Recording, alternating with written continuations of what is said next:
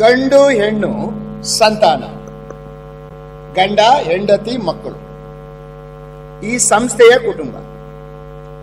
128ನೇ ಕೀರ್ತನೆ, Psalms 128:3. ನಿನ್ನ ಊಟದ ಮನೆಯ ಸುತ್ತಲೂ ಕೂತುಕೊಳ್ಳುವ ನಿನ್ನ ಮಕ್ಕಳು, ಅಂತಃಪುರದಲ್ಲಿರುವ ನಿನ್ನ ಹೆಂಡತಿ, ಸತ್ಪುರುಷನಾದ ಪುರುಷನು, ಪುರುಷ, ಸ್ತ್ರೀ, ಮಕ್ಕಳು. ಕುಟುಂಬ ಅಂತ ಹೇಳುವಾಗ ಗಂಡ ಹೆಂಡತಿ ಮಕ್ಕಳು. ಈಗ ಈ ಕುಟುಂಬದಲ್ಲಿರುವ 3 ವ್ಯಕ್ತಿಗಳ ಪಾತ್ರ ಏನು? ನಾನು ಈ ಕಡೆಗೆ ಹೋಗ್ತೇನೆ. ಅವರು ಕುಟುಂಬದಲ್ಲಿ ಪ್ರತ್ಯೇಕಿಸುವಿಕೆ ಬಗ್ಗೆ ಅವರು ಮಾತನಾಡ್ತಾ ಇದ್ದಾರೆ. ನಾನು ಕುಟುಂಬದಲ್ಲಿ ಗಂಡನ ಪಾತ್ರ ಏನು, ಹೆಂಡತಿಯ ಪಾತ್ರ ಏನು, ಮಕ್ಕಳ ಪಾತ್ರ ಏನು, ಯಾವುದನ್ನು ಬಯಸ್ತಾನೆ ಕರ್ತನು, ಯಾವುದು ಕ್ರಿಸ್ತಿಯ ಕುಟುಂಬ? ಇದನ್ನ ನಾನು ಈ 4 ದಿವಸದಲ್ಲಿ ಎಷ್ಟು ನನಗೆ ಆಗ್ತದೋ ಅಷ್ಟು ನಿಮಗೆ ತಿಳಿಸ್ತೇನೆ, ಯಾಕಂದ್ರೆ ಇದು ವಿಸ್ತಾರವಾದಂತ ಸಬ್ಜೆಕ್ಟ್. ಅದು ಹೀಗಿರೋದ್ರಿಂದ ಮೊದಲನೇದಾಗಿ ಈ ಕುಟುಂಬ ಜೀವಿತ ಅಥವಾ ವಿವಾಹ ಅಂದ್ರೆ ಏನು? ಕೆಲವರಿಗೆ ಇದು 3 ring circus.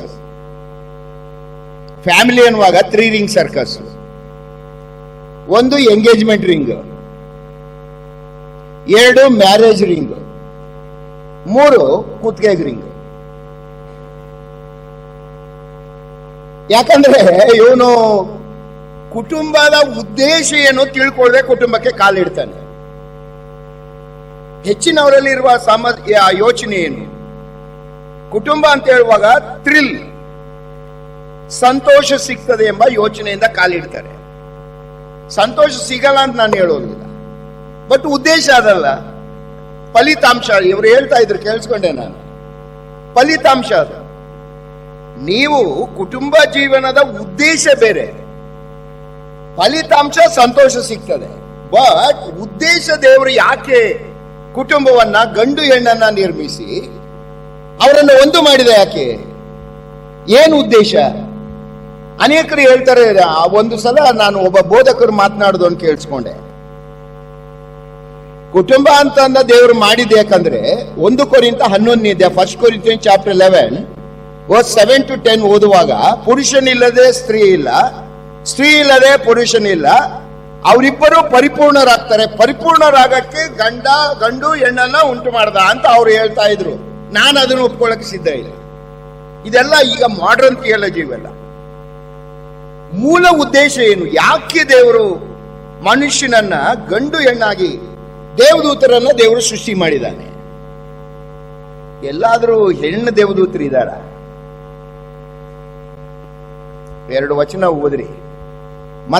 Matthew chapter 22 verse 30. Matthew chapter 22 verse 30. ಮತ್ತಾಯ 22:30.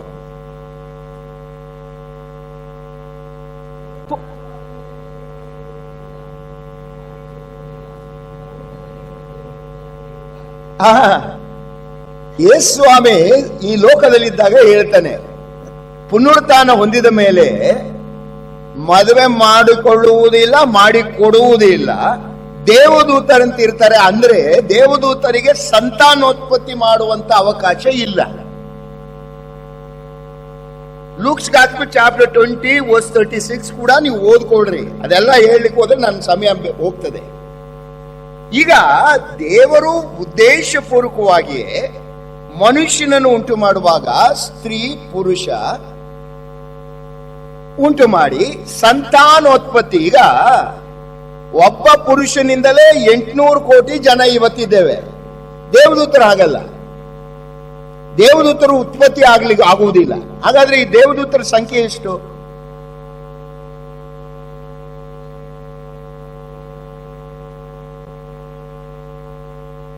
ಕೋಟಿ ಲಕ್ಷೋಪಲಕ್ಷ. Revolution chapter 5 verse 11 ಓದ್ಬೇಡ್ರಿ.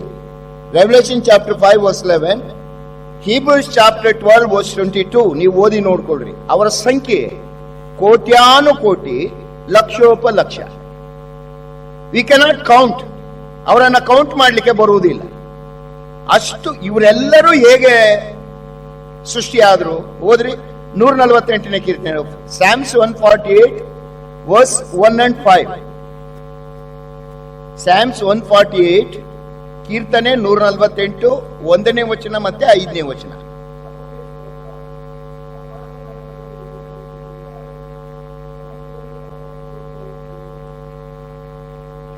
ಎರಡನೇ ವಚನ, ಆತನ ಎಲ್ಲಾ ದೂತರೇ ಆತನನ್ನು ಸ್ತುತಿಸಿರಿ, ಆತನ ಎಲ್ಲಾ ಸೈನ್ಯಗಳೇ ಆತನನ್ನು ಸ್ತುತಿಸಿರಿ. 5ನೇ ವಚನ,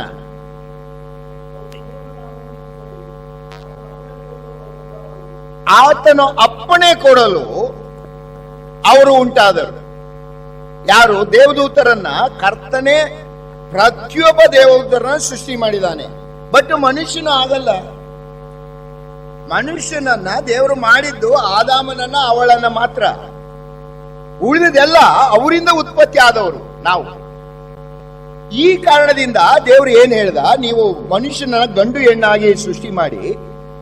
ಜೆನೆಸಿಸ್ ಚಾಪ್ಟರ್ 1 verse 28 ಅಲ್ಲಿ ಏನ್ ಹೇಳ್ದ? ಓದ್ರಿ. ಆದಿಕಾಂಡ 1:28.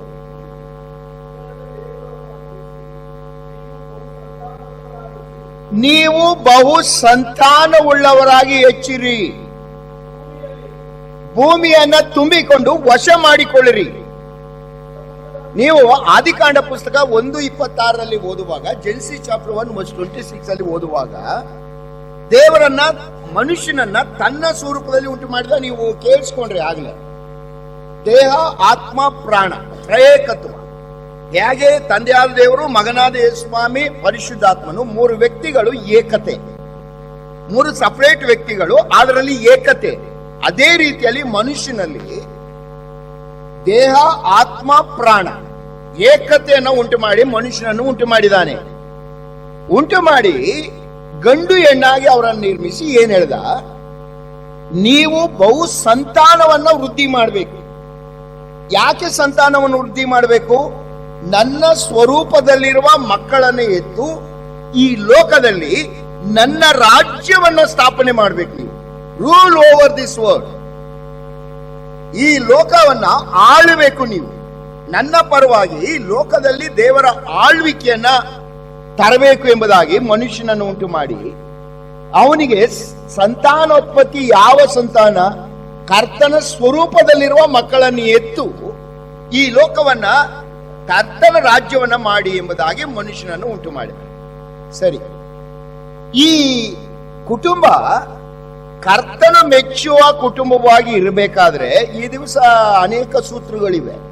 ಸುಖ ಸಂಸಾರಕ್ಕೆ 12 ಸೂತ್ರಗಳು, ಸುಖ ಸಂಸಾರಕ್ಕೆ 28 ಸೂತ್ರಗಳು. ಯಾವ ಸೂತ್ರನೂ ಸೆಟ್ ಆಗಲ್ಲ. ಯಾಕಂದ್ರೆ ಈ ವಿವಾಹ ಅಥವಾ ಕುಟುಂಬ ಜೀವನವನ್ನ ಪ್ರಾರಂಭಿಸಿದವನು ಯಾರು?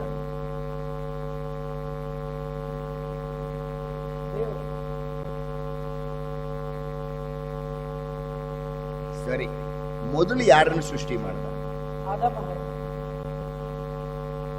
ಆದಾಮನಿಗೆ ಗೊತ್ತಿತ್ತ ನಾನು ಒಂಟಿಯಾಗಿದ್ದೀನಿ ಅಂತ? ಸುಳ್ಳು ಹೇಳ್ಬೇಡ್ರಿ, ನಿಜ ಹೇಳ್ರಿ. ಹೇಗಿರಿ? ಆದಿಕಾಂಡ ಪುಸ್ತಕ Genesis chapter 2, Genesis chapter 2 verse 18 and 19. ಮತ್ತು ಯೆಹೋವ ದೇವರು, ಮನುಷ್ಯನು ಒಂಟಿಗನಾಗಿರುವುದು ಒಳ್ಳೆಯದಲ್ಲ, ಅವನಿಗೆ ಸರಿ ಬೀಳುವ ಸಹಕಾರಿಯನ್ನು ಉಂಟು ಮಾಡುವೇನು ಅಂದನು. ಆಗ ಆತನು ಎಲ್ಲಾ ಭೂಜಂತುಗಳನ್ನು, ಆಕಾಶದ ಪಕ್ಷಿಗಳನ್ನು ಮಣ್ಣಿನಿಂದ ನಿರ್ಮಿಸಿ, ಇವುಗಳಿಗೆ ಆ ಮನುಷ್ಯನು ಏನೇನು ಹೆಸರಿಡುವನೋ ನೋಡೋಣ ಎಂದು ಅವನ ಬಳಿಗೆ ಬರಮಾಡಿದನು. ಮನುಷ್ಯನು ಒಂದೊಂದು ಪ್ರಾಣಿಗೆ ಯಾವ ಹೆಸರಿಟ್ಟನೋ ಅದೇ ಹೆಸರಾಯಿತು. ಹೀಗೆ ಆ ಮನುಷ್ಯನು ಎಲ್ಲಾ ಪಶುಗಳಿಗೂ, ಆಕಾಶದ ಪಕ್ಷಿಗಳಿಗೂ, ಕಾಡು ಮೃಗಗಳಿಗೂ ಹೆಸರಿಟ್ಟನು. ಆದರೆ ಆ ಮನುಷ್ಯನಿಗೆ ಸರಿ ಬೀಳುವ ಸಹಕಾರಿ ಕಾಣಿಸಲಿಲ್ಲ. ಆದಾಮನಿಗೆ ಗೊತ್ತಿಲ್ಲ. ದೇವರು ನೋಡ್ತಾನೆ, ಇವನು ಒಂಟಿಯಾಗಿರೋದು ಚೆನ್ನಾಗಿಲ್ವಲ್ಲ ಅಂತ ಹೇಳಿ ಏನ್ ಮಾಡ್ದ ದೇವರು? ಪ್ರಾಣಿ ಪಕ್ಷಿಗಳನ್ನು ಉಂಟು ಮಾಡಿ ಅವನ ಮುಂದೆ ಬಿಟ್ಟ. ಆದಾಮ ಅದಕ್ಕೆಲ್ಲ ಹೆಸರು ಇಟ್ಟ. ಈಗ ಇಟ್ಕೊಂಡಿದೀವಲ್ಲ, ಆನೆ, ಒಂಟೆ, ಕುದುರೆ, ಕತ್ತೆ ಅಂತ ಇದೆಲ್ಲ ಇಟ್ಟಿದ ಆದಾಮ, ಅದೇ ಹೆಸರಾಯಿತು. ಬಟ್ ದೇವರು ನೋಡುವಾಗ ಅವನಿಗೆ ಸರಿ ಬೀಳುವ ಯಾವ ಸಹಕಾರಿನೂ ಕಾಣಿಸ್ಲಿಲ್ವಂತೆ. ದೆನ್ ದೇವರು ಒಂದು ಆಪರೇಷನ್ ಥಿಯೇಟರ್ ಓಪನ್ ಮಾಡ್ದ, ಅನಸ್ತೀಶಿಯಾ ಕೊಟ್ಟ. ಗಾರ್ಡನ್ ಇದ್ರೆ ಇವರು ಈಗ ಕಂಡು ಹಿಡಿದಿದ್ದಾರೆ, ನನ್ನ ಕರ್ತನ ಆಗ್ಲೇ ಮಾಡ್ಬಿಟ್ಟ. ಅನಸ್ತೀಶಿಯಾ ಕೊಟ್ಟ ಅವನಿಗೆ.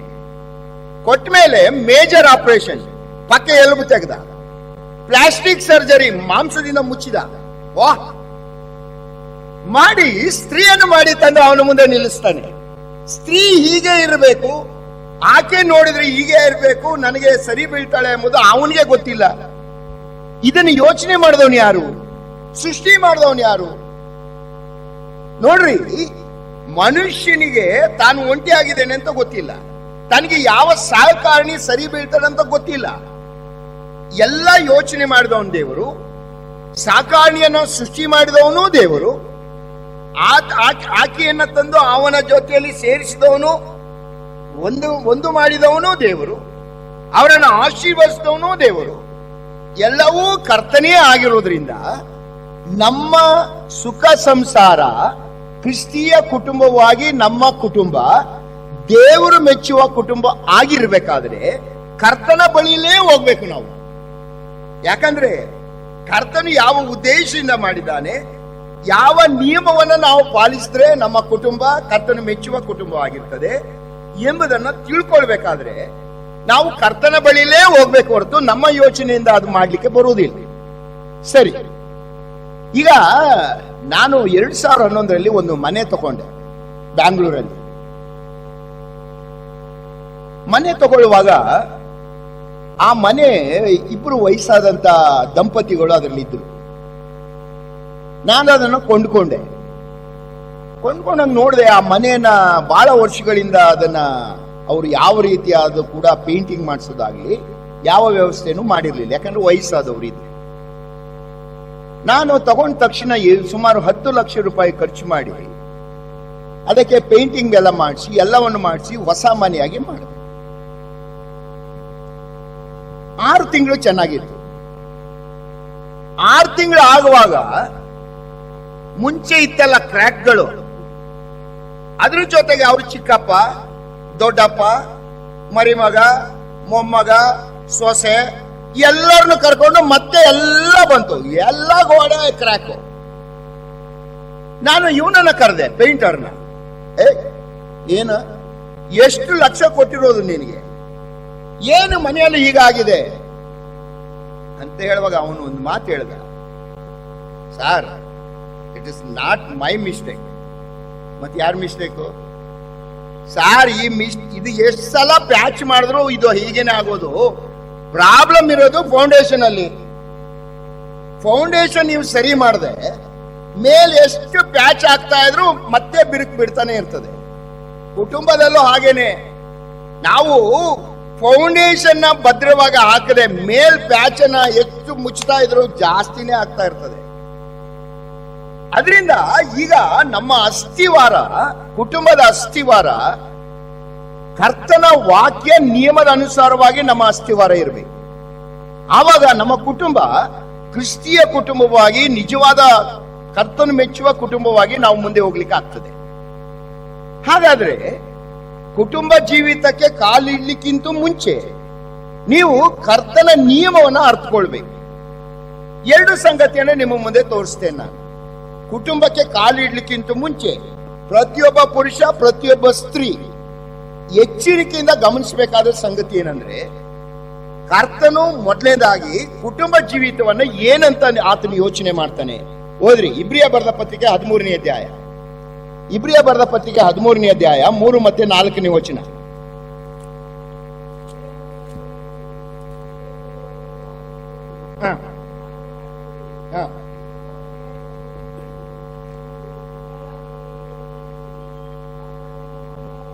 ದಾಂಪತ್ಯವು ಮಾನ್ಯವಾದುದೆಂದು ಎಲ್ಲರೂ ಎಣಿಸಬೇಕು. ನೀವು ದಾಂಪತ್ಯ ಜೀವನಕ್ಕೆ ಕಾಲಿಡ್ಲಿಕ್ಕಿಂತ ಮುಂಚೆ ಅದನ್ನ ಮಾನ್ಯವಾದುದು ಅಂತ ಎಣಿಸ್ಬೇಕು. ಯಾಕೆ ನೀವು ಮಾನ್ಯವಾದುದು ಅಂದ್ರೆ ಅರ್ಥ ಏನು?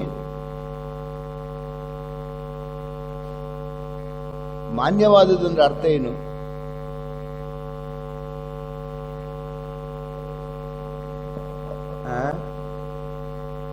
ಗೌರವ, ಗಂಭೀರವಾಗಿ ತಗೊಳ್ಳಿ ಅಂತ.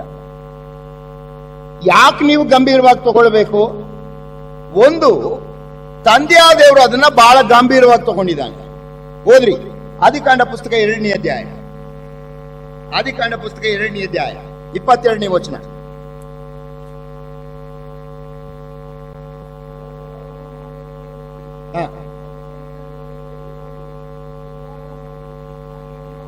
ಗಮನಿಸ್ರಿ, ಈ ಕುಟುಂಬ ಜೀವನ ಅಥವಾ ವಿವಾಹವನ್ನ ಮೊದಲು ಅದನ್ನ ಜಾರಿಗೆ ತಂದವನು, ಗಂಡು ಹೆಣ್ಣಾಗಿ ನಿರ್ಮಿಸಿದವನು, ಅವರು ಒಂಟಿಯಾಗಿರುವುದು ಯೋಗ್ಯವಲ್ಲ ಅಂತ ನೋಡಿದವನು. ಆದಿಕಾಂಡ 2:18 ಒಂಟಿಯಾಗಿರೋದು ಯೋಗ್ಯವಲ್ಲ ಅಂತ ತೀರ್ಮಾನ ಮಾಡಿದವನು, ಅವನಿಗೆ ಸರಿ ಬೀಳುವ ಸಹಕಾರಣಿಯಾದ ಸ್ತ್ರೀಯನ್ನ ಸೃಷ್ಟಿ ಮಾಡಿದವನು, ಅವರಿಬ್ಬರನ್ನ ಒಂದು ಮಾಡಿದವನು. ಎಲ್ಲವೂ ತಂದೆಯಾದ ದೇವರು ಆಗಿರುವುದರಿಂದ ತಂದೆಯಾದ ದೇವರು ಅದನ್ನ ಮಾನ್ಯವೆಂದು ಎಣಿಸಿದ್ದಾನೆ, ತಂದೆಯಾದ ದೇವರು ಅದನ್ನ ಗಂಭೀರವಾಗಿ ಎಣಿಸಿದ್ದಾನೆ. ಅದರಿಂದ ನೀವು ನಾನು ಕುಟುಂಬ ಜೀವನಕ್ಕೆ ಕಾಲಿಡ್ಲಿಕ್ಕಿಂತ ಮುಂಚೆ ಬಹಳ ಗಂಭೀರವಾಗಿ ಎಣಿಸಬೇಕು. ಯಾಕಂದ್ರೆ ತಂದೆಯಾದ ದೇವರು ಅದನ್ನ ಮಾನ್ಯ ಮಾಡಿದ್ದಾನೆ, ತಂದೆಯಾದ ದೇವರು ಅದನ್ನ ಬಹಳ ಗಂಭೀರವಾಗಿ ತಗೊಳ್ತಾನೆ ಎಂಬುದನ್ನು ನೀವು ನೆನಪಿನಲ್ಲಿ ಇಟ್ಕೊಳ್ಬೇಕು. ಒಂದು. ಎರಡು, ಮಗನಾದ ಯೇಸು ಸ್ವಾಮಿ. ಮಗನಾದ ಯೇಸು ಸ್ವಾಮಿ ಲೋಕದಲ್ಲಿ ಇದ್ದ. ನೀವು ಹಳೆಯ ಒಡಂಬಡಿಕೆಯಲ್ಲಿ ನೀವು ದೇವರ ವಾಕ್ಯದಲ್ಲಿ ಗಮನಿಸ್ರಿ, ಓದ್ರಿ. ಅಪೊಸ್ತಲರ ಕೃತ್ಯ 7ನೇ ಅಧ್ಯಾಯ 35ನೇ ವಚನ. ಅಪೊಸ್ತಲರ ಕೃತ್ಯ 7ನೇ ಅಧ್ಯಾಯ 35ನೇ ವಚನ.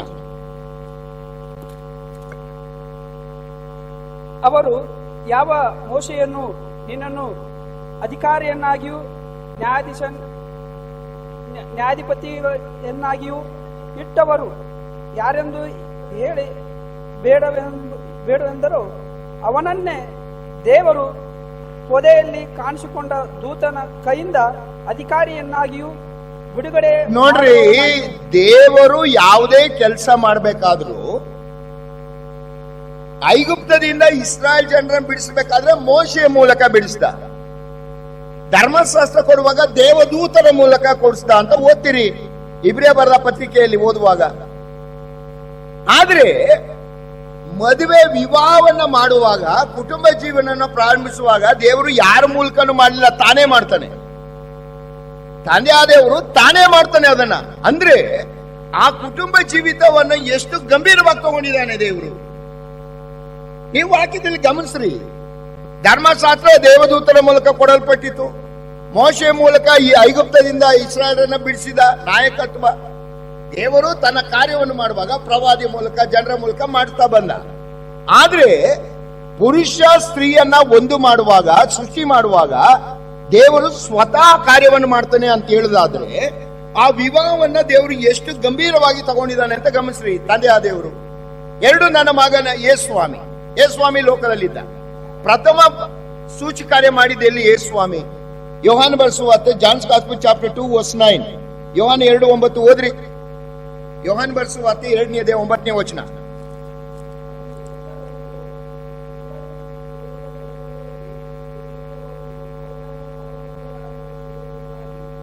ಗಮನಿಸ್ರಿ, ಯೇಸು ಸ್ವಾಮಿ ತನ್ನ ಇಹಲೋಕದ ಸೇವೆಯನ್ನ ಪ್ರಾರಂಭ ಮಾಡಿದ್ದು ಸೂಚಕಾರ್ಯ, ಅದ್ಭುತ ಕಾರ್ಯಗಳ ಮೂಲಕ ತನ್ನ ಸೇವೆಯನ್ನ ಪ್ರಾರಂಭ ಮಾಡಿದ್ದೇ ಮದುವೆ ಮನೆಯಲ್ಲಿ. ಸುಮ್ಮನೆ ಅಲ್ಲ ಅದು. ಅದ್ರ ಹಿನ್ನೆಲೆ ಕರ್ತನು ಆ ಮದುವೆಗೆ ಎಷ್ಟು ಪ್ರಾಮುಖ್ಯತೆಯನ್ನು ಕೊಟ್ಟಿದ್ದಾನೆ. ಒಂದು. ಎರಡು, ಆ ಮತ್ತಾಯನ ಬರೆಸುವಾರ್ತೆ 22ನೇ ಅಧ್ಯಾಯ 2ನೇ ವಚನ. Matthew chapter 22 verse 2. Matthew chapter 22 verse 2.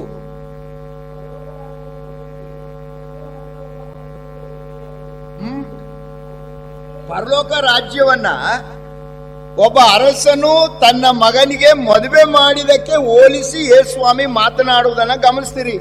ಅಂದ್ರೆ ಕುಟುಂಬ ಜೀವಿತ ಅಥವಾ ಮದುವೆ ಎನ್ನುವುದನ್ನ ದೇವರು ಎಷ್ಟು ಗಂಭೀರವಾಗಿ ತಗೊಂಡಿದ್ದಾನೆ ಮಗನಾದ ಯೇಸುಸ್ವಾಮಿ. ಇನ್ನು 22:11 ಓದುವಾಗ ಮದುವೆ ವಸ್ತ್ರ ಅಂತ ಓದ್ತೀರಿ. ಅದೇ ಮ್ಯಾಥ್ಯೂ ಚಾಪ್ಟರ್ 22:11 ಅಲ್ಲಿ. ನೀವು ರೆವಲ್ಯೂಷನ್ ಚಾಪ್ಟರ್ 19:7 and 8 ಓದುವಾಗ ಸಭೆಗೂ ಕ್ರಿಸ್ತನಿಗೂ ಇರುವ ಸಂಬಂಧವನ್ನ ಮದಲಿಂಗನು ಮೊದಲಗಿತ್ತಿಯ ಸಂಬಂಧ ಅಂತ ಓದ್ತೀರಿ.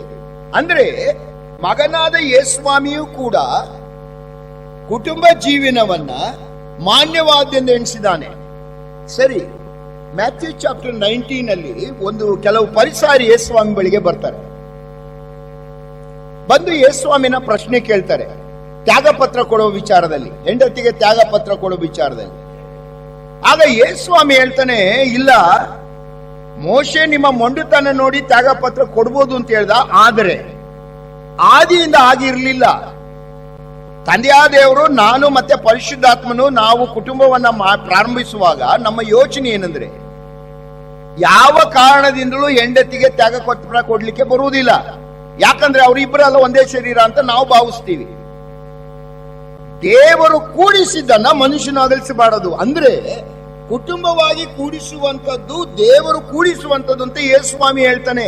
ಅಂದ್ರೆ ಈ ದೇವರು ಎಷ್ಟು ಗಂಭೀರವಾಗಿ ತಗೊಂಡಿದ್ದಾನೆ. ತಂದೆಯಾದ ದೇವರು ಗಂಭೀರವಾಗಿ ತಗೊಳ್ತಾನೆ. ಮಗನಾದ ಯೇಸುಸ್ವಾಮಿ ಕೂಡ ಈ ಕುಟುಂಬ ಜೀವಿತ ಗಂಡ ಹೆಂಡತಿ ಅಂತ ಹೇಳುವಾಗ ಬಹಳ ಗಂಭೀರವಾಗಿ ತಗೊಂಡಿರುವುದನ್ನ ವಾಕ್ಯದಲ್ಲಿ ನೋಡ್ತೀರಿ ನೀವು. ಪರಲೋಕ ರಾಜ್ಯವನ್ನ ಒಬ್ಬ ಅರಸನು ತನ್ನ ಮಗನಿಗೆ ಮದುವೆ ಮಾಡಿದಕ್ಕೆ ಹೋಲಿಸಿ ಹೇಳ್ತಾನೆ ಯೇಸುಸ್ವಾಮಿ. ಪ್ರಥಮ ಸೂಚಕಾರ್ಯ ಮಾಡಿದ್ದು ಮದುವೆ ಮನೆಯಲ್ಲಿ, ತಾನು ಬಂದು ಸಭೆಯನ್ನು ಕೊಂಡೊಯ್ದು ಸಭೆಗೂ ಈ ತನಗೂ ಇರುವ ಸಂಬಂಧವನ್ನ ಮೊದಲಿಂಗನು ಮೊದಲಗಿತ್ತಿಗೆ ಹೋಲಿಸಿ ಮಾತನಾಡ್ತಾನೆ. ಮತ್ತೆ ಮತ್ತಾಯ 19:6 ಹೇಳ್ತಾನೆ, ದೇವರು ಕೂಡಿಸಿದನ್ನ ಮನುಷ್ಯನು ಅಗಲಿಸಬಾರದು. ದೇವರು ಕೂಡಿಸುವವನು ದೇವರು. ಈ ಎಲ್ಲಾ ವಾಕ್ಯಗಳನ್ನು ನೀವು ಗಮನಿಸುವಾಗ ಮಗನು ಕೂಡ ಗಂಭೀರವಾಗಿ ತಗೊಂಡಿದ್ದಾನೆ. 3 ಪರಿಶುದ್ಧಾತ್ಮ. ಎಫೆಸ ಬರೆದ ಪತ್ರಿಕೆ 5ನೇ ಅಧ್ಯಾಯ 31-32. ಎಫೆಸ 5:31-32.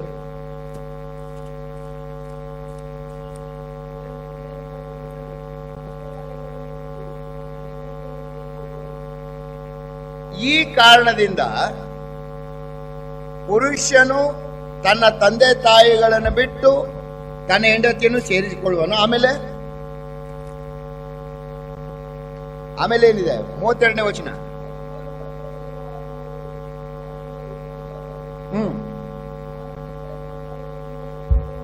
ನಾನು ಕ್ರಿಸ್ತನಿಗೂ ಸಭೆಗೂ ಇರುವ ಸಂಬಂಧವನ್ನ ಗಂಡ ಹೆಂಡತಿಯ ಸಂಬಂಧಕ್ಕೆ ಪರಿಶುದ್ಧಾತ್ಮನು ಹೋಲಿಸಿ ಹೇಳುವುದನ್ನ ವಾಕ್ಯದಲ್ಲಿ ಗಮನಿಸ್ತೀರಿ. ಪೌಲನು ಪವಿತ್ರಾತ್ಮನ ಪ್ರೇರಣೆಯಿಂದ ಬರಿತಾ ಇದ್ದಾನೆ ಪತ್ರಿಕೆ. ಪವಿತ್ರಾತ್ಮನು ಕೂಡ ಆ ವಿವಾಹ ಅಥವಾ ಮದುವೆಯನ್ನ ಮಾನ್ಯವಾದದೆಂದು ಎಣಿಸಿದ್ದಾನೆ ಎಂಬುದಾಗಿ ವಾಕ್ಯದಲ್ಲಿ ಗಮನಿಸ್ತಾ ಇದ್ದೀರಿ. ಹೋಗ್ಲಿ, ಹಳೆ ಒಡಂಬಡಿಕೆಗೆ ಹೋಗ್ಬಿಡೋಣ. ನೋಡ್ರಿ, ಯೆಶಾಯನ ಬರೆದ ಪ್ರವಾದನೆ 54ನೇ ಅಧ್ಯಾಯ 5ನೇ ವಚನ. ಯೆಶಾಯ 54:5.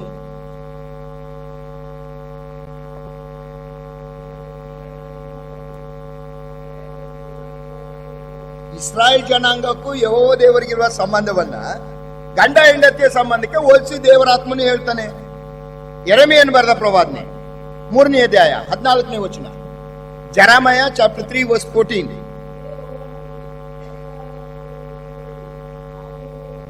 ನಾನು ನಿಮಗೆ ಪತಿ, ದೇವರಿಗೂ ಇಸ್ರಾಯೇಲ್ ಜನರಿಗೂ ಇರುವ ಸಂಬಂಧವನ್ನ ದೇವರಾತ್ಮನು ಪತಿ ಪತ್ನಿಯರಿಗೆ ಹೋಲಿಸಿ ಹೇಳಿರುವುದನ್ನ ವಾಕ್ಯದಲ್ಲಿ ಗಮನಿಸ್ತೀರಿ. ತಂದೆಯಾದ ದೇವರು ಮಾನ್ಯ ಮಾಡಿದ್ದಾನೆ, ಗಂಭೀರವಾಗಿ ತಗೊಂಡಿದ್ದಾನೆ. ಮಗನಾದ ಯೇಸುಸ್ವಾಮಿ ಗಂಭೀರವಾಗಿ ತಗೊಂಡಿದ್ದಾನೆ. ಪರಿಶುದ್ಧಾತ್ಮನು ಅದನ್ನು ಗಂಭೀರವಾಗಿ ತಗೊಂಡಿದ್ದಾನೆ. ನೀನು ನಾನು ಯಾವ ಯೋಚನೆಯಿಂದ ಮದುವೆಗೆ ಕಾಲಿಡ್ತೇವೆ? ಕಾಲಿಡ್ಲಿಕ್ಕೆ ಮುಂಚೆ ನಾವು ಯೋಚನೆ ಮಾಡ್ಬೇಕಲ್ಲ. ಇದು ಗಂಭೀರವಾದ ವಿಚಾರ. ನಮ್ಮಲ್ಲಿ, ನಾನು ಸೋಷಿಯಾಲಜಿ ಸ್ಟೂಡೆಂಟ್ ಡಿಗ್ರಿಯಲ್ಲಿ, ನಮಗೆ ಜಾಯಿಂಟ್ ಫ್ಯಾಮಿಲಿ ಅಂತ ಒಂದು ಪಾಠ ಇತ್ತು. Joint family head is called ಕರ್ತ. ಜಾಯಿಂಟ್ ಫ್ಯಾಮಿಲಿ ಅಂದ ಅರ್ಥ ಏನು? ಮುತ್ತಜ್ಜ, ಅಜ್ಜ, ಮೊಮ್ಮಗ, ಮಗ, ಮರಿಮಗ ಎಲ್ಲರೂ ಒಂದೇ ರೂಪಿನ ಕೆಳಗೆ ವಾಸ ಮಾಡೋದಕ್ಕೆ ಜಾಯಿಂಟ್ ಫ್ಯಾಮಿಲಿ. ಈಗ ಜಾಯಿಂಟ್ ಫ್ಯಾಮಿಲಿ ಅಂದ್ರೆ ಯಾವ್ದು ಗೊತ್ತಾ? ಗಂಡ ಹೆಂಡತಿ ಒಟ್ಟಿಗಿದ್ರೇನೆ ಜಾಯಿಂಟ್ ಫ್ಯಾಮಿಲಿ. ಇರಲ್ವಲ್ಲ ಇದು. ಎಷ್ಟು ಫಾಸ್ಟ್ ಆಗಿ ಸೇರ್ತಾರೋ ಅಷ್ಟು ಫಾಸ್ಟ್ ಆಗಿ ಬಿಟ್ಟೋಟಾಯ್ತಾರೆ. ಕಾರಣ ಏನಂದ್ರೆ ಗಂಭೀರವಾಗಿ ತಗೊಂಡಿಲ್ಲ. ಕ್ರಿಸ್ತಿಯ ಕುಟುಂಬ ಅಂತ ಹೇಳುವಾಗ ದೇವರ ವಾಕ್ಯ ಏನ್ ಹೇಳ್ತಾ ಇದೆ ನಮಗೆ? ಮಾನ್ಯವಾದದೆಂದು ಎಣಿಸಬೇಕು. ನೀವು ಲಘು ಮನಸ್ಸಿನಿಂದ ನೀವು ಇದಕ್ಕೆ ಎಂಟರ್ ಆಗ್ಬೇಡ್ರಿ. ನೀನು ಕುಟುಂಬ ಜೀವನಕ್ಕೆ ನೀನು ಲಘುವಾಗಿ ತಗೊಳ್ಳೋದಿದ್ರೆ ನೀನು ಮದುವೆನೇ ಆಗ್ಬೇಡ. ಅವನು ಹೇಳ್ತಾನೆ 1 ಕೊರಿಂಥ 7ನೇ ಅಧ್ಯಾಯದಲ್ಲಿ, ನಿಮಗೆ ಆ ಸಂಯಮ ಬೇಡ.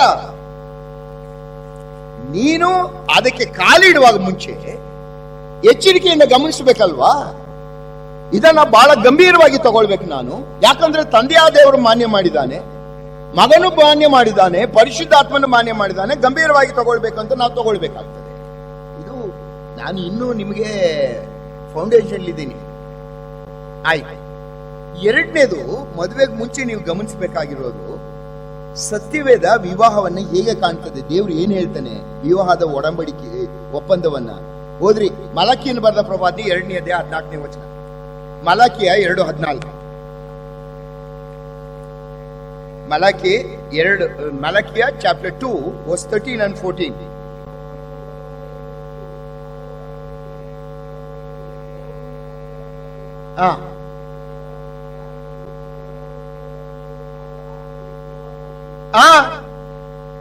ನೀನು ನಿನ್ನ ಹೆಂಡತಿಗೂ ಆದದ್ದು ಒಪ್ಪಂದ ಅಲ್ಲ, ಒಡಂಬಡಿಕೆ, ಕಾವನೆಂಟ್, ಟೆಸ್ಟಮೆಂಟ್. ಏನದು ಕಾವನೆಂಟ್ ಅಂದ್ರೆ ಏನು? ನಿನಗೂ ನಿನ್ನ ಹೆಂಡತಿಗೂ ಆದದ್ದು ಒಡಂಬಡಿಕೆ ಅಂತ ಓದ್ತೀರಿ. ಒಡಂಬಡಿಕೆ ಅಂದ್ರೆ ಏನು?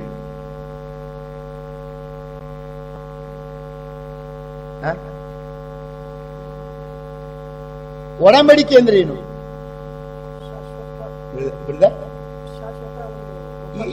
ಎದುರ್ಕೋಬೇಡಿ, ಎಲ್ಲರೂ ಕಲಿಯಾರೆ. ನಾನು ಸ್ಟೂಡೆಂಟೇ, ನೀವು ಸ್ಟೂಡೆಂಟೇ. ಗೊತ್ತಿದೆ ಅಂತ ಹೇಳಿದ್ರೆ ನನ್ನಷ್ಟು ಮೂರ್ಖ ಇನ್ ಯಾರು ಇಲ್ಲ. ಏನದು ಒಡಂಬಡಿಕೆ ಅಂದ್ರೆ? ಶಾಶ್ವತ ಒಪ್ಪಂದ. ಇಟ್ರು ಬ್ರದರ್, ಒಪ್ಪಂದ ಶಾಶ್ವತ ಒಪ್ಪಂದ ಅಂತ. ಸರಿ, ಈ ಒಡಂಬಡಿಕೆ ನೀವು ಅಷ್ಟು ಸುಲಭದಲ್ಲಿ ಅರ್ಥ ಮಾಡ್ಕೊಳ್ಳಿಕ್ಕೆ ಬರುವುದಿಲ್ಲ. ಅದಕ್ಕೆ ನಾವು ಮೂಲಕ್ಕೆ ಹೋಗ್ಬಿಡೋಣ. ಆದಿಕಾಂಡ ಪುಸ್ತಕ Genesis chapter 15 verses 9 to 11. ಆದಿಕಾಂಡ 15ನೇ ಅಧ್ಯಾಯ 9 ರಿಂದ 11 ವಚನ.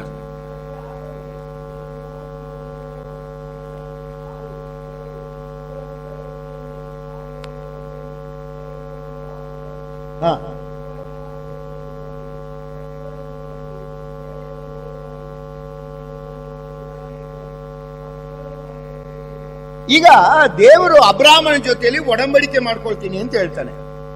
ಇಸ್ರಾಯೇಲ್ರ ಮೂಲ ಪಿತೃವಾದ ಅಬ್ರಾಹ್ಮನಿಗೆ ಏನ್ ಹೇಳ್ತಾನೆ? ಅಬ್ರಹಾಮನೇ, ನಾನು ನಿನ್ನ ಜೊತೆಯಲ್ಲಿ ಒಡಂಬಡಿಕೆ ಮಾಡಬೇಕಾಗಿದೆ. ನೀನೇನ್ ಮಾಡ್ಬೇಕು? ಅದಕ್ಕೆ ಮಣಕ, ಆಡು, ಟಗರು, ಪಕ್ಷಿಗಳಿದೆ, ಅದನ್ನ ಕಡಿಬೇಡ. ಬಟ್ ಏನ್ ಮಾಡ್ಬೇಕು ನೀನು? ಆಡು, ಟಗರು, ಮಣಕ ಇವೆರಡನ್ನ, ಈ 3 ಪ್ರಾಣಿಗಳ ಪಶುಗಳನ್ನ 2 ಸೀಳು ಮಾಡ್ಬೇಕು ನೀನು. ಹೋಳು ಮಾಡ್ಬೇಕು. ಅವನ ಹೋಳು ಮಾಡಿದ್ದನ್ನ ಏನ್ ಮಾಡ್ಬೇಕು ನೀನು? 2 ಹೋಳನ್ನ ಎದುರು ಬದಲಿಗೆ ಇಡಬೇಕು. ನನ್ನ ಮಾತು ನಿಮ್ಗೆ ಅರ್ಥ ಆಗ್ತದೆ ಇಲ್ವೋ ಗೊತ್ತಿಲ್ಲ ನನಗೆ. 2 ತುಂಡು ಮಾಡ್ಬೇಕು ನೀನು. ಆ ಪಶುವನ್ನ ಒಂದು ತುಂಡನ್ನ ಇಲ್ಲಿಡ್ಬೇಕು, ಮಧ್ಯದಲ್ಲಿ ಸ್ಥಳ ಬಿಡ್ಬೇಕು. ಮತ್ತೊಂದು ತುಂಡನ್ನ ದೂರ ಇಡಬೇಕು. ಎದುರು ಬದರಾಗಿ ಇಡಬೇಕು, ಮಧ್ಯದಲ್ಲಿ ಸ್ಥಳ ಬಿಡ್ಬೇಕು. ಅಬ್ರಾಹ್ಮನ ಹಾಗೆ ಮಾಡಿದ. ಕಾರ್ಗತ್ತಲಾಯಿತು. ಆ ರಾತ್ರಿಯಲ್ಲಿ ದೇವರು ದೀವಟಿಗೆ ರೂಪದಲ್ಲಿ ಹೋಳುಗಳ ಮಧ್ಯೆ ಹಾದು ಹೋದ. ದೇವರ ಆ ದಿವಸ ಅಬ್ರಾಹ್ಮನ ಜೊತೆ ಒಡಂಬಡಿಕೆ ಮಾಡಿಕೊಂಡ ಅಂತ ಓದ್ತೀರಿ ನೀವು. ಅದೇ ಮುಂದೆ 17 ರಿಂದ 18 ವಚನದಲ್ಲಿ, ಆದಿಕಾಂಡ 15ನೇ ಅಧ್ಯಾಯ 17 18 ವಚನದಲ್ಲಿ ನೀವು ಓದ್ತೀರಿ. ಈ ಪ್ರಾಣಿಗಳನ್ನು ಸೀಳಿ ಅದರ ಮಧ್ಯೆ ಹಾದು ಹೋಗಿದ್ದಕ್ಕೂ ಅಬ್ರಾಹ್ಮನ ಜೊತೆಲಿ ಒಡಂಬಡಿಕೆ ಮಾಡಿಕೊಂಡಿದ್ದಕ್ಕೂ ಏನ್ ಸಂಬಂಧ? ಯಾಕೆ ಪಶುಗಳನ್ನ ಹೋಳು ಮಾಡಿ ಇಡಬೇಕು? ನೀವು ದೇವರ ವಾಕ್ಯದಲ್ಲಿ ಗಮನಿಸ್ರಿ. ಹೋಗ್ಲಿ, ಯೆರೆಮೀಯನ ಬರೆದ ಪ್ರವಾದನೆ 34ನೇ ಅಧ್ಯಾಯ, ಜೆರೆಮಯ ಚಾಪ್ಟರ್ 34 ವರ್ಸಸ್ 18 to 20 ದಯಮಾಡಿ ಓದ್ರಿ. ಯೆರೆಮೀಯನ ಬರೆದ ಪ್ರವಾದನೆ 34ನೇ ಅಧ್ಯಾಯ 18 ಇಂದ 20 ವಚನ.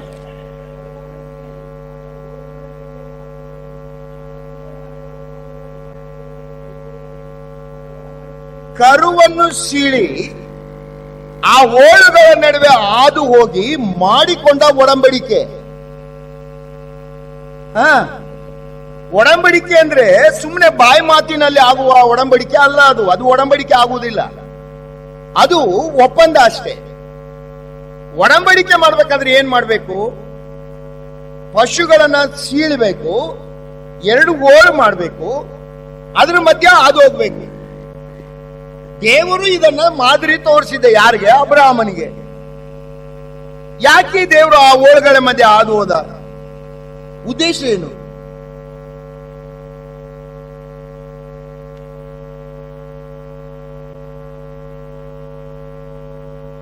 ನೀವು ನೋಡ್ತಾ ಇರಿ, ನಾನು ನೋಡ್ತಾ ಇರ್ತೀನಿ. ನಿಮಗೆ 1:30 ಆಗತ್ತೆ, ಬೆಲ್ ಹೊಡಿತಾರೆ ಊಟಕ್ಕೆ. ನೋಡ್ರಿ, ಇದರ ಹಿನ್ನೆಲೆ ಏನು ಗೊತ್ತಾ ನಿಮಗೆ? ಯಾಕೆ ದೇವರು ಪಶುಗಳನ್ನು ಸೀಳಿ ಮಧ್ಯದಲ್ಲಿ ಸ್ಥಳ ಇಡು, ಮಧ್ಯದಲ್ಲಿ ದೇವರ ಹಾದು ಹೋದ ಅಂದ್ರೆ ಅರ್ಥ ಏನ್ ಗೊತ್ತಾ? ಅಬ್ರಹಾಮನೇ, ಪಶುಗಳು ಸತ್ತ ಮೇರೆಗೆ ಸತ್ತೇನು, ಕೊಟ್ಟ ಮಾತನ್ನು ತಪ್ಪುವುದಿಲ್ಲ. ದಟ್ ಈಸ್ ಒಡಂಬಡಿಕೆ. ಒಡಂಬಡಿಕೆ ಅಂದ್ರೆ ಅರ್ಥ ಏನು? ಒಂದು ಸಲ ಮಾತು ಕೊಟ್ರೆ ಮರಣವು ನಮ್ಮನ್ನು ಅಗಲಿಸುವ ತನಕ ಅಗಲಿಕ್ಕೆ ಸಾಧ್ಯತೆ ಇಲ್ಲ ಅಂತ. ಮರಣ ಒಂದೇ ಅಗಲಿಸಬಹುದು ಅಷ್ಟೇ. ಕೊಟ್ಟ ಮಾತನ್ನ ಯಾವುದೇ ಕಾರಣಕ್ಕೂ ತಪ್ಪಲಿಕ್ಕಾಗುವುದಿಲ್ಲ. ಇದು ಒಡಂಬಡಿಕೆ. ಮಲಕಿ ಏನ್ ಬರೀತಾನೆ? ನಿನ್ನ ಯವನದ ಹೆಂಡತಿ ಜೊತೆಲಾದಂತ ಒಪ್ಪಂದವನ್ನ ಒಡಂಬಡಿಕೆ ಅಂತಾನೆ. ಏನು ಕರು ಸೀಳ್ತಾರ? ಅವತ್ತು ಕರು ಸೀಳ್ತಾರ?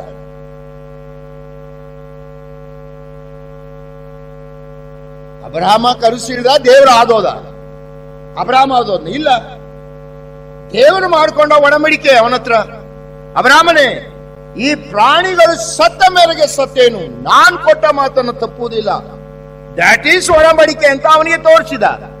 ಯೆರೆಮೀಯನು ಅದನ್ನೇ ಬರೀತಾನೆ. ಕರುಗಳ ಸೀಳಿ ಮಧ್ಯದಲ್ಲಿ ಹಾದು ಹೋಗಿ ಮಾಡಿಕೊಂಡ ಒಡಂಬಡಿಕೆಯನ್ನು ಮೀರಿ ಬಿಟ್ರಿ ನೀವು ಇಸ್ರಾಯೇಲ್ ಜನಾಂಗ. ನಮಗೂ ನನ್ನ ಹೆಂಡತಿಗೂ ಆದಂತ ಒಪ್ಪಂದವನ್ನ ದೇವರು ಹೇಗೆ ಕನ್ಸಿಡರ್ ಮಾಡ್ತಾನೆ? ಒಡಂಬಡಿಕೆ ಎಂಬುದಾಗಿ ಕನ್ಸಿಡರ್ ಮಾಡ್ತಾನೆ. ಹಾಗಾದ್ರೆ ನಾವು ಯಾವ ಯಜ್ಞಕ್ಕೆ ಒಳಪಟ್ಟಿದ್ದೇವೆ? ಓದ್ರಿ, ಕೀರ್ತನೆ ಬರೆದ ಪುಸ್ತಕ, Psalms chapter 50 verse 5. Psalms chapter 50 verse 5.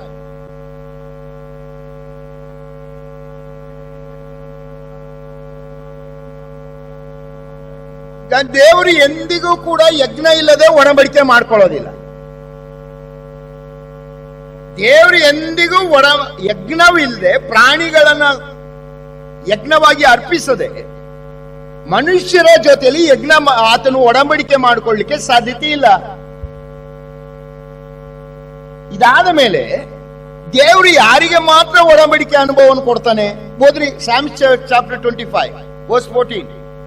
Psalms chapter 25 verse 14. ಕೀರ್ತನೆ 25:14.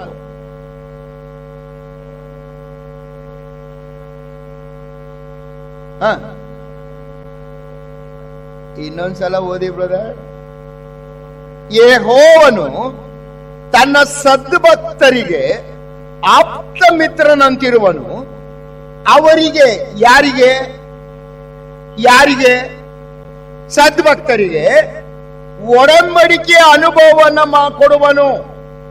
ಈಗ ನೀನು ಮದುವೆ ಆಗುವಾಗ ಪುರುಷ ಮತ್ತೆ ಸ್ತ್ರೀ ಇಬ್ಬರೂ ಕೂಡ ಒಡಂಬಡಿಕೆಗೆ ಒಳಪಟ್ಟ ವ್ಯಕ್ತಿಗಳಾಗಿದ್ದಾಗ ಮಾತ್ರ ನಿನ್ನ ಕುಟುಂಬ ಜೀವಿತ ಭದ್ರವಾಗಿರ್ಲಿಕ್ಕೆ ಸಾಧ್ಯತೆ ಇದೆ. ಅಂದ್ರೆ ಅರ್ಥ ಏನು? ದೇವರು ಎಲ್ಲರಿಗೂ ಆ ಭಾಗ್ಯ ಕೊಡಲ್ಲ. ಒಡಂಬಡಿಕೆಯ ಭಾಗ್ಯ, ನಿನ್ನ ಕುಟುಂಬ ಜೀವಿತ, ನಿನ್ನ ಮದುವೆ ಒಡಂಬಡಿಕೆ ಆಗ್ಬೇಕಾದ್ರೆ ಅದರಲ್ಲಿ ಮತ್ತೊಬ್ಬ ವ್ಯಕ್ತಿ ಮಾತ್ರ ಮಧ್ಯ ಇರ್ಲಿಕ್ಕೆ ಸಾಧ್ಯ. ಯಾರು? ದೇವರು ಮಾತ್ರ. ಆ ಕರ್ತನು ಇರಬೇಕಾದ್ರೆ ಕರ್ತನು ಯಾರಿಗೆ ಮಾತ್ರ ಒಡಂಬಡಿಕೆ ಅನುಭವವನ್ನು ಕೊಡ್ತಾನೆ? ತನ್ನ ಸದ್ಭಕ್ತರಿಗೆ. ದೇವರು ಒಡಂಬಡಿಕೆ ಮಾಡ್ಕೊಳ್ಬೇಕಾದ್ರೆ ಯಜ್ಞ ಇಲ್ಲದೆ ಮಾಡ್ಕೊಳ್ಳೋಂಗಿಲ್ಲ. ಹಾಗಾದ್ರೆ ನಾವು ಯಾವ ಯಜ್ಞಕ್ಕೆ ಒಳಪಟ್ಟಿದ್ದೇವೆ? ಏನನ್ನ ಸೂಚಿಸ್ತದೆ ಅದು? ನಮಗೊಂದು ಯಜ್ಞ ಇದೆಯಲ್ವಾ? ನಮಗೊಂದು ಯಜ್ಞ ಇದೆಯಲ್ವಾ? ಯೋಹಾನ ಬರೀತಾನೆ 1:29 ಈಗೋ ದೇವರು ನೇಮಿಸಿದ ಯಜ್ಞದ ಕುರಿ ಈತನೇ. ಪೇತ್ರನು ಬರೀತಾನೆ, ಪೇತ್ರನು ಬರೆದ ಪತ್ರಿಕೆ 1ನೇ ಅಧ್ಯಾಯ 18-21 ನಿಮಗೆ ಬಿಡುಗಡೆ ಅದು ಚಿನ್ನ ಬೆಳ್ಳಿ ಮುಂತಾದ ನಶಿ ಹೋಗುವ ವಸ್ತುಗಳಿಂದಲ್ಲ, ಪೂರ್ಣಾಂಗವಾದ ಯಜ್ಞದ ಕುರಿಯ ರಕ್ತದಿಂದಲೋ ಎಂಬಂತೆ. ಆತನ ರಕ್ತದಿಂದ ಅಲ್ಲವೇ? ಅಂದ್ರೆ ಅರ್ಥ ಏನ್ ಗೊತ್ತಾ? ನೀನು ಕುಟುಂಬ ಜೀವನಕ್ಕೆ ಕಾಲಿಡುವಾಗ ಗಂಡ ಹೆಂಡತಿ ಇಬ್ಬರೂ ಕೂಡ ಕರ್ತನನ್ನು ನಂಬಿದಂತ, ಕರ್ತನ ಒಡಂಬಡಿಕೆಯನ್ನು ಒಪ್ಪಿಕೊಂಡಂತ ಇಬ್ಬರೂ ಕೂಡ ಕರ್ತನ ನಂಬಿದಂತ ವ್ಯಕ್ತಿಗಳಾಗಿರಬೇಕು. ಎಲ್ಲಿ ನೋಡಿದ್ರಿ? ಏನ್ ನೋಡ್ತೀರಿ? ಹುಡುಗಿ ನೋಡಕ್ ಹೋದಾಗ ತುರ್ಯಾಮಣೆ, ಕಪ್ಪು, ಬೆಳಪು, ಈಗ ಬಿಡಿ ಅದೆಲ್ಲ ಬಿಟ್ಬಿಟ್ಟು ಸಂಬಳ. ನೀನೇನಕ್ಕಿರೋದಾಗಲ್ರೆ? ಅವರೇ ಸಂಬಳ ತಗೊಂಡ್ಬಂದ್ಬಿಟ್ರೆ ನೀನೇನಕ್ಕಿರೋದು? ಯಾಕೆ ನಮ್ಮ ಕುಟುಂಬ ಜೀವನಗಳು ನಷ್ಟವಾಗ್ತದೆ ಇವತ್ತು? ಯಾಕೆ ಈ ದಿವಸ ನನ್ನ ಕುಟುಂಬ ಜೀವಿತಗಳು ಒಂದಾಗಿರ್ಲ? ಯಾಕಿಲ್ಲ ಅಂದ್ರೆ ಕರ್ತನಿಲ್ಲ ಅಲ್ಲಿ. ಯಾಕೆ ಕರ್ತನಿಲ್ಲ? ನೀವು ಆತನ ಮಕ್ಕಳೇ ಅಲ್ಲ, ಒಡಂಬಡಿಕೆ ಅಲ್ಲ, ಅದು ಒಪ್ಪಂದ. ಅದೇನು ಈಗ ವಸ್ತುರಾಗಿದೆ, ಲಿವಿಂಗ್ ಟುಗೆದರ್. ಹೆಚ್ಚಿನ ಕುಟುಂಬಗಳು ಲಿವಿಂಗ್ ಟುಗೆದರ್, ಒಟ್ಟಿಗಿರ್ತಾರೆ, ಒಂದೇ ಆಗಿರೋದೇ ಇಲ್ಲ. ಕಾರಣ ಏನು? ನೀವು ವಾಕ್ಯದಲ್ಲಿ ಗಮನಿಸುವಾಗ ದೇವರು ಅದನ್ನ ಮಲಾಕಿಯ 2:14 ಬರೆಯುವಾಗ, ನೀನು ನಿನ್ನ ಹೆಂಡತಿಗೆ ಆದಂತ ಆ ಒಪ್ಪಂದ, ನಾನು ಒಪ್ಪಂದ ಅಂತ ನೋಡುವುದಿಲ್ಲ, ಒಡಂಬಡಿಕೆ ಅದು. ಯಾಕೆ ಅದು ಒಡಂಬಡಿಕೆ? ನನ್ನ ಯಜ್ಞ, ಕ್ರಿಸ್ತನ ಯಜ್ಞವನ್ನ ಒಪ್ಪಿಕೊಂಡಂತ ಇಬ್ಬರು ಮಕ್ಕಳು ಇವರು ಒಳಗೆ ಬರುವಾಗ ಅದು ಶಾಶ್ವತವಾದಂತ ಒಡಂಬಡಿಕೆ ಆಗಿರ್ತದೆ. ಯಾಕಂದ್ರೆ ನನ್ನ ದೇವನ ದಾಟಿ ಹೋದವರು, ನನ್ನ ಯಜ್ಞವನ್ನು ಒಪ್ಪಿಕೊಂಡಂತವರು ದೇವರ ಮಕ್ಕಳಾಗಿರುವುದರಿಂದ ನಿನ್ನ ಕುಟುಂಬ ಒಡಂಬಡಿಕೆ ಆಗಿರ್ತದೆ, ಭದ್ರವಾಗಿರ್ತದೆ ಎಂದು ಕೂಡ. ಏನು ಓದ್ತೀರಿ? ಎಕಲೇಸಿಯಸ್ ಚಾಪ್ಟರ್ 4:12, ಪ್ರಸಂಗಗಳ ಪುಸ್ತಕ 4ನೇ ಅಧ್ಯಾಯ 12ನೇ ವಚನ, 25 ಉರಿಯಿಂದ ಮಾಡಿದಾಗ ಬೇಗ ಕಿತ್ತು ಹೋಗುವುದಿಲ್ಲ ಅಂತಿದ್ಯಾ?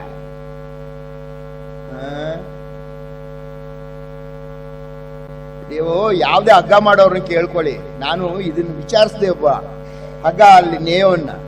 ಅವನು ಹೇಳ್ತಾನೆ, ಸ್ವಾಮಿ 3 ಉರಿ ಕೂತ್ಕೊಳ್ಳಾಗ ಬೇರೆ ಯಾವ್ದು ಅಷ್ಟು ಟೈಟ್ ಆಗಿ ಕೂತ್ಕೊಳ್ಳಲ್ಲ ಸ್ವಾಮಿ. ಯಾಕೆ ಅಂತ ಕೇಳಿದ್ರೆ ನಮ್ಮ ಬೈಬಲ್ ಅಲ್ಲಿ ಹೇಳ್ತದೆ, 100% ಸತ್ಯ ಸ್ವಾಮಿ. ಅದು 3 ಉರಿ ಇಂದ ಮಾಡಿದ ಹಗ್ಗ ಬೇಗ ಕಿತ್ತು ಹೋಗುವುದಿಲ್ಲ. ಈ 3 ಉರಿ ಯಾವುದು? ಗಂಡ, ಹೆಂಡತಿ, ಕ್ರಿಸ್ತನು. ಕ್ರಿಸ್ತನು ಯಾವಾಗಿರ್ತಾನೆ? ನೀನು ಆ ಒಡಂಬಡಿಕೆಯೊಳಗಿದ್ರೆ ಮಾತ್ರ, ನೀನು ಕ್ರಿಸ್ತನ ಮಗನಾಗಿದ್ರೆ, ಆಕೆ ಕ್ರಿಸ್ತನ ಮಗಳಾಗಿದ್ರೆ ಮಾತ್ರ ಈ ಬಂಧ ಒಂದಾಗಿರ್ತದೆ. ಯಾಕಂದ್ರೆ ಕ್ರಿಸ್ತನ ಮಧ್ಯದಲ್ಲಿರ್ತಾನೆ. ಆ 3 ಉರಿಯಿಂದ ಮಾಡಿದಾಗ ಇದನ್ನ ನೀವು ಏನ್ ಮಾಡ್ಬೇಕಂದ್ರೆ, ಮದುವೆಗೆ ಮುಂಚೆನೇ ಇದನ್ನ ಎಚ್ಚರಿಕೆ ಗಮನಿಸಬೇಕಂದ್ರೆ ಇಬ್ಬರಿಗೂ ಇರುವ ಸಂಬಂಧ ಇದು. ಪುರುಷರು, ಸ್ತ್ರೀ, ನೀವು ನೋಡ್ಬೇಕಾದ್ದೇನು, ನಾನು ಮದುವೆ ಆಗುವಂತೆ ಈ ಪುರುಷ ನಿಜವಾಗಿ ಸತ್ಯ ವಿಶ್ವಾಸದಲ್ಲಿದ್ದಾನ?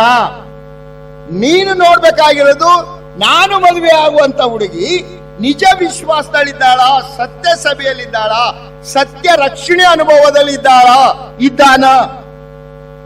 ಆಗ ಸೇರುವಾಗ ದಟ್ ಈಸ್ ಒಡಂಬಡಿಕೆ. ಯಾವ ಶಕ್ತಿ ನಿಮ್ಮನ್ನ ಬೇರ್ಪಡಿಸ್ಲಿಕ್ಕಾಗ್ತದೆ? ನೀವು ಸೇರುವಾಗಲೇ ಎಲ್ಲ ಅಸಂಬದ್ಧ. ಯಾಕಂದ್ರೆ ದೇವರು ಏನು ನಿಯಮ ಇಟ್ಟಿದ್ದಾನೆ ಅದನ್ನು ಅರ್ಥ ಮಾಡಿಕೊಳ್ಳದೆ ಸೇರ್ತೇವೆ. ಎಷ್ಟು ವೇಗವಾಗಿ ಸೇರ್ತೇವೆ ಅಷ್ಟು ವೇಗವಾಗಿ ಬಿಟ್ಟು ಹೋಗ್ತೇವೆ. ನೋಡ್ರಿ, ಕುಟುಂಬ ಜೀವನ ಅನ್ನುವಂಥದ್ದು ಬಹಳ ಎಚ್ಚರಿಕೆಯಿಂದ ನೀವು ಗಮನಿಸಬೇಕಾದ ಸಂಗತಿ, ಗಂಭೀರವಾದ ವಿಚಾರ. ನೀನು ಅದನ್ನ ಬಹಳ ಲೈಟ್ ಆಗಿ ತಗೊಳ್ತೀಯ, ದೇವ್ರು ತಗೊಳ್ಳೋದಿಲ್ಲ. ದೇವ್ರು ಎಂದಿಗೂ ತಗೊಳ್ಳೋದಿಲ್ಲ. ಯಾಕಂದ್ರೆ ಅದನ್ನ ಮಾಡಿದ ಆತನು ಅದನ್ನು ಗಂಭೀರವಾಗಿ ನೋಡ್ತಾನೆ. ತಂದೆಯಾದ ದೇವರು ಗಂಭೀರವಾಗಿ ನೋಡ್ತಾನೆ, ಮಗನಾದ ಯೇಸು ಸ್ವಾಮಿ ಗಂಭೀರವಾಗಿ ನೋಡ್ತಾನೆ, ಪರಿಶುದ್ಧಾತ್ಮನ ಗಂಭೀರವಾಗಿ ನೋಡ್ತಾನೆ. ಇದನ್ನು ಗಮನಿಸಬೇಕು, ನೀವು ಗಂಭೀರವಾಗಿ ಯೋಚನೆ ಮಾಡಬೇಕು. ಎರಡು, ದೇವರು ಇದನ್ನ ಸಾಮಾನ್ಯವಾದ ಒಪ್ಪಂದ ಅಂತ ನೋಡುವುದಿಲ್ಲ. ಒಡಂಬಡಿಕೆ, ತನ್ನ ದೇವನ್ನ, ಮಗನ ದೇವನ್ನ ಸೀಳಿ ಆ ದೇಹದ ಆತನ ರಕ್ತದ ಮೂಲಕ ಮಾಡಿಕೊಂಡ ಒಡಂಬಡಿಕೆಗೆ ಒಳಪಟ್ಟವರು ಪುರುಷ ಸ್ತ್ರೀ ಇಬ್ರು ಆಗಿರಬೇಕು. ಅಂದ್ರೆ ಇಬ್ರು ಕೂಡ ಕರ್ತನಾದ ಯೇಸು ಸ್ವಾಮಿಯನ್ನ ರಕ್ಷಕನಾಗಿ ಅಂಗೀಕರಿಸಿದವರಾಗಿರಬೇಕು. ನಾನು ಕೌನ್ಸಿಲ್ ಮಾಡ್ತಾ ಇರ್ತೀನಿ, ಬರ್ತಾರೆ. ಪ್ರಾಬ್ಲಮ್ ಏನು? ಎಲ್ಲ ಬರೀ ಲೋಕದ ಪ್ರಾಬ್ಲಮ್ಗಳೇ. ಎಲ್ಲಿ ಕೂಡ ಅವನು ಸತ್ಯ ವಿಶ್ವಾಸಿಯ, ಸತ್ಯ ಸಭೆಯಲ್ಲಿದ್ದಾನ, ಅದು ಕೇಳಿದ್ರೆ ಒಂದು ಹೇಳ್ತಾರಪ್ಪ ಡೈಲಾಗ್ ಒಂದು ಹೇಳ್ತಾರಪ್ಪ ನಮ್ ಜನ. ಅವರೆಲ್ಲ ನರ್ಕಕ್ಕೆ ಹೋಗ್ಬಿಡ್ತಾನ ದೇವ್ರು. ಅಯ್ಯ ನಿನ್ನ, ಅವ್ರ ನರಕಕ್ಕೆ ಹಾಕದ ಹಾಳಾಗೋಗ್ಲಿ, ನೀನ್ ಹೋಗ್ತಾ ಇಲ್ವ ನೋಡ್ಕೊ ಅಂತ ಗುರಿ ಇದೆ. ಯಾಕಂದ್ರೆ ನೀವು ಮಾಡ್ಕೊ ಬಂದ್ಬಿಟ್ಟಿರ್ತಾನ ಇವ ನೋಡ್ಕೊಂಡ್ ಬಂದಿರೋದೇನ ಹಣ ಬಣ್ಣ ಆಸ್ತಿ ನೋಡ್ಕೊಂಡ್ ಮಾಡ್ಕೊ ಬಂದ್ಬಿಟ್ಟಿರ್ತಾನೆ. ಹಣ ಎಲ್ಲರನ್ನೂ ನರಕಕ್ಕೆ ಹಾಕ್ಬಿಡ್ತಾನ. ಅಲ್ಲಪ್ಪ, ಅವ್ರು ಹೋಗೋದಿರ್ಲಿ, ನೀನ್ ಹೋಗ್ತೇ ತಿಳ್ಕ ಅದನ್ನ ಸರಿಯಾಗಿ. ನನ್ನ ಮಾತಲ್ಲ, ಯೇಸು ಸ್ವಾಮಿ ಏನ್ ಹೇಳ್ದ? ಮತ್ತಾಯನ್ ಬರ್ಸುವ ಅರ್ಥ 7ನೇ ಅಧ್ಯಾಯ 13-14. ನರಕಕ್ಕೆ ಹೋಗುವ ಮಾರ್ಗ ಸುಲಭ, ದಾರಿ ಆಗಲ್ಲ, ಹೋಗುವರು ಸಿಕ್ಕಾಪಟ್ಟೆ ಮಂದಿ. ಪರಲೋಕಕ್ಕೆ ಹೋಗುವ ಮಾರ್ಗ ಇಕ್ಕಟ್ಟು, ದಾರಿ ಬಿಕ್ಕಟ್ಟು. ಅದರಲ್ಲಿ ಅದನ್ನ ಹೋಗೋರು ಅಂತಿಲ್ಲ. ಗಮನಿಸ್ರಿ ನೀವು, ಕಂಡು ಹಿಡಿಯುವವರೇ ಕೆಲವು ಮಂದಿ. ಏನ್ ಹೇಳ್ತೀರಿ ಇದಕ್ಕೆ? ಬಹಳ ಗಂಭೀರವಾಗಿ ತಗೊಳ್ಬೇಕು ನನ್ನ ಪ್ರಿಯ ದೇವ ಮಕ್ಕಳೇ. ನನ್ನ ಪ್ರಶ್ನೆ ಏನ್ ಗೊತ್ತಾ? ಈ ಲೋಕದ ಮದುವೆಯಲ್ಲಿ ನೀನು ನಂಬಿಗಸ್ತನಾಗಿಲ್ದೆ ಹೋಗ್ಬಿಟ್ರೆ, ಪರಲೋಕದ ಆ ಮದುವೆ ಕ್ರಿಸ್ತನು ಬಂದಾಗ ನಿತ್ಯ ಕಾಲದ ಆ ಮದುವೆಯಲ್ಲಿ ಭಾಗವಹಿಸ್ತೀನಿ ಅಂತ ಭ್ರಮೆಯಲ್ಲಿರೋದು ಉಚಿತನ ಅಲ್ವಾ ನಿಂದು? ಕ್ರಿಸ್ತನು ಬರುವಾಗ ವಧು ಯಾಕೆ ಆತನು ಮೊದಲೇ ಬರ್ತಾನೆ? ಪ್ರಕಟಣೆ ಬರೆದ ಪುಸ್ತಕದಲ್ಲಿ 1 ಥೆಸಲೋನಿಕ 4ನೇ ಅಧ್ಯಾಯ 16-17 ಪೌಲನು ಬರೀತಾನೆ, ಕ್ರಿಸ್ತನು ತಾನೇ ಆಜ್ಞಾಘೋಷದೊಡನೆಯೂ ಪ್ರಧಾನ ದೂತನ ಶಬ್ದದೊಡನೆ ದೇವರ ತುತ್ತೂರಿದೊಡನೆಯೂ ಮೇಘಗಳ ಮೇಲೆ ಇಳಿದು ಬರ್ತಾನೆ. ಆಗ ಕರ್ತನಲ್ಲಿ ಕ್ರಿಸ್ತನಲ್ಲಿದ್ದು ಸತ್ತವರು ಮೊದಲು ಎದ್ದು ಬರ್ತಾರೆ. ಜೀವದಿಂದಿರುವಂತ ನಾವು ಮಾರ್ಪಾಟು ಹೊಂದಿ ಕಣ್ಣು ರೆಪ್ಪೆ ಮುಚ್ಚುವಷ್ಟರಲ್ಲಿ ಒಯ್ಯಲ್ಪಡ್ತೇವೆ. ಯಾಕೆ ಮುಂಚೆನೆ ಬರ್ತಾನೆ? ಎಲ್ಲರ ಲೆಕ್ಕದಲ್ಲಿ ಮೊದಲು ಪುನರುತ್ಥಾನ ಆಗುವುದೇ ನಮಗೆ 1 ಕೊರಿಂಥ 15ನೇ ಅಧ್ಯಾಯ 23ನೇ ವಚನದಲ್ಲಿ ಓದ್ತೀರಿ.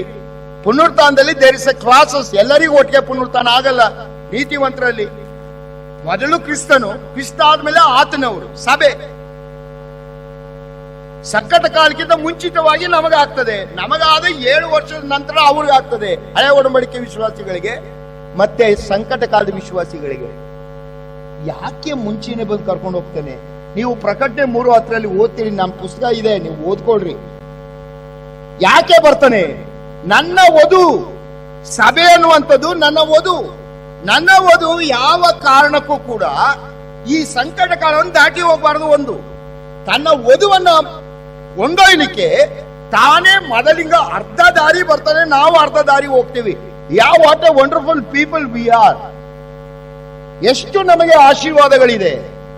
ಕೊಂಡೊಯ್ಲಿಕ್ಕೆ ಬರ್ತಾನೆ. ಯಾಕೆ ಅಂದ್ರೆ ಆ ಪರಲೋಕದ ಆ ಕರ್ತನ ಅನ್ಯೂನ್ಯತೆಯನ್ನ ಮೊದಲಿಂಗನೂ ಮೊದಲಗಿತ್ತಿ ಮದುವೆಗೆ ಹೋಲಿಸಿದೆ ದೇವರ ವಾಕ್ಯದಲ್ಲಿ. ಓದ್ರಿ, ಪ್ರಕಟಣೆ ಬರೆದ ಪುಸ್ತಕ 21ನೇ ಅಧ್ಯಾಯ 9ನೇ ವಚನದಲ್ಲಿ ಅದನ್ನೇ ಓದ್ತೀರಿ. ಹೊಸ ಯೆರೂಸಲೇಮ್ ಸಿಟಿ, ಹೆಂಡತಿ ಆಗ ತಕೊಳ್ಳು ಯಜ್ಞದ ಕುರಿ ಆಳ್ತ ಹೆಂಡತಿ ಅಂತ ವಾಕ್ಯದಲ್ಲಿ ಗಮನಿಸ್ತೀರಿ ನೀವು.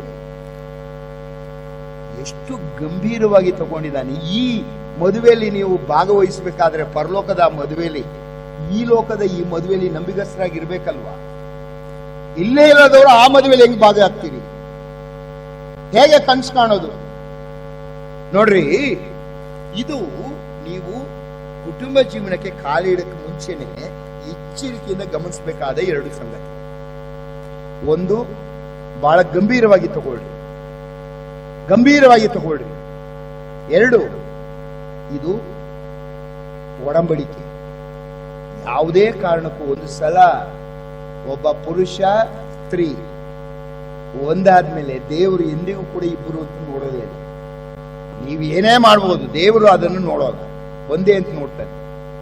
ಈ ಕಾರಣವನ್ನ ನೀವು ಎಚ್ಚರಿಕೆಯಿಂದ ಗಮನಿಸಬೇಕು. ಅದರಿಂದ ಈ ಕುಟುಂಬ ಜೀವನಕ್ಕೆ ಕಾಲಿಡುವಕ್ಕೆ ಮುಂಚೆನೆ ಎಚ್ಚರಿಕೆಯಿಂದ ಕಾಲಿಡ್ಬೇಕು ನೀವು. ಇದು ಆಯ್ತು. ಇದಾದ್ಮೇಲೆ ಈ ಕುಟುಂಬ ಜೀವಿತ ಅಂದ್ರೆ ಏನು, ಅಥವಾ ಮದುವೆ ಅಂದ್ರೆ ಏನು, ವಿವಾಹ ಅಂದ್ರೆ ಏನು?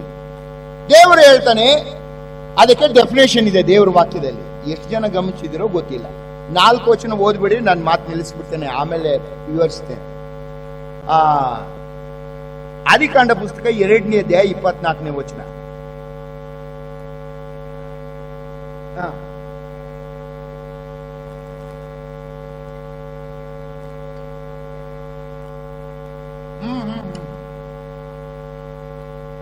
ನಾನು ಕನ್ನಡ ಅರ್ಥ ಆಗ್ತದೋ ಇಲ್ವೋ ಗೊತ್ತಿಲ್ಲ ನಿಮ್ಗೆ. ವಾಕ್ಯ ಏನ್ ಹೇಳ್ತದೆ? ಈ ಕಾರಣದಿಂದ ಪುರುಷನು, ಅಪ್ಪ ಅಮ್ಮನ್ ಬಿಡ್ಬೇಕಾಗಿರೋ ಯಾರು? ಪುರುಷನ ಸ್ತ್ರೀನ? ಈ ಕಾರಣದಿಂದ ಪುರುಷನು ತಂದೆ ತಾಯಿಗಳನ್ನ ಬಿಟ್ಟು ಕ್ಲೀವಿಂಗ್ ಹೆಂಡತಿಯನ್ನ ಸೇರ್ಬೇಕು. ಬಿಕಮ್ ಒನ್ ಬಾಡಿ, ಒಂದೇ ಶರೀರ ಆಗಿರ್ಬೇಕು. 3 ಪ್ರಕ್ರಿಯೆ, 3 ಕಾರ್ಯಗಳು. ಇದು ತಂದೆಯ ದೇವರು ಹೇಳ್ತಾ ಇದ್ದಾನೆ, ಆದಿಕಾಂಡ 2:24.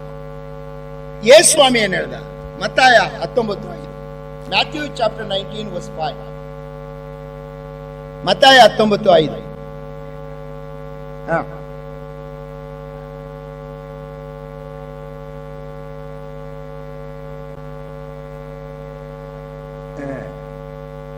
Mark 10:7. Mark's gospel chapter 10 verse 7.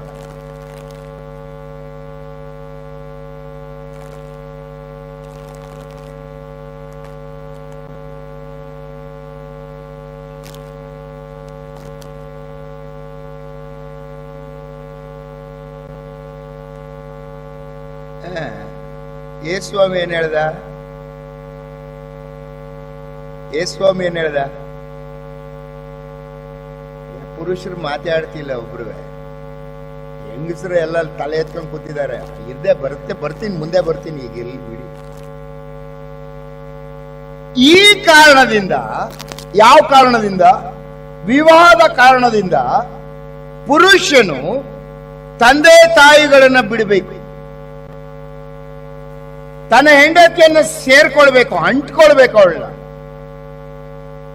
Then ಒಂದೇ ಶರೀರವಾಗಿರ್ಬೇಕು. ಇದು ನಾನು ಹೇಳ್ತಾ ಇಲ್ಲ, ತಂದೆಯ ದೇವರು ಹೇಳ್ತಾನೆ, ಮಗನು ಹೇಳ್ತಾನೆ. ಹೋಗ್ಲಿ, ಪರಿಶುದ್ಧಾತ್ಮ ಏನ್ ಹೇಳ್ತಾನೆ? ಎಫೆಸ ಬರೆದ ಪತ್ರಿಕೆ 5ನೇ ಅಧ್ಯಾಯ, Ephesians chapter 5 verse 31. Ephesians chapter 5 verse 31.